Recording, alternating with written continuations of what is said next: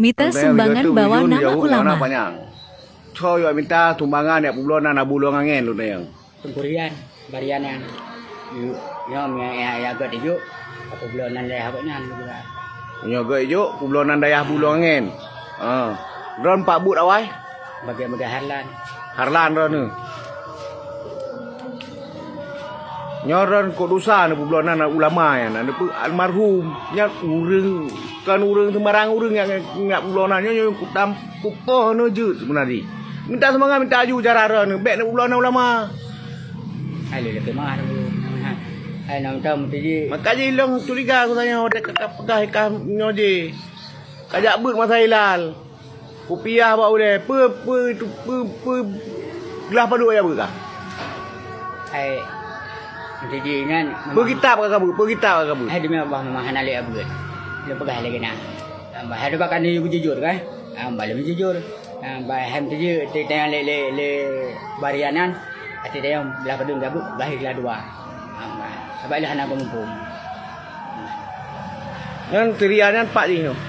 Dari dia lorong dari dia. Dua kajak. Ya.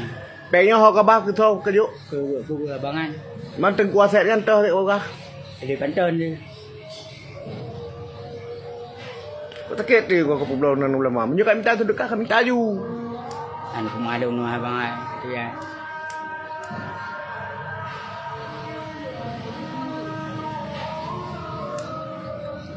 Berkitab kau kakak ber man.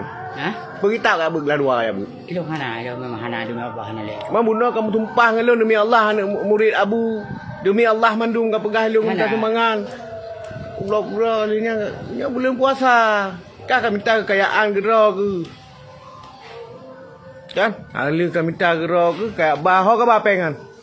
Aku ke barianan. Kebarian paduk.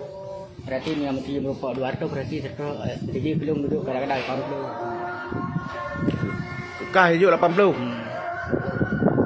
Mak kumpul kamu tumpah-tumpah pun nak nabu no. Agak maklum pula ke gubernur le bukan le barianan. Jadi mau pula balang pernah le kan ku ikut.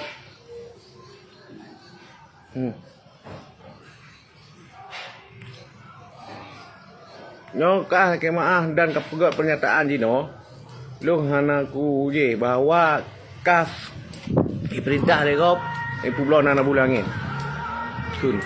Demi Allah lillahi taala long yu le kop yang bernama Bang Rian di pulau nan daya Habu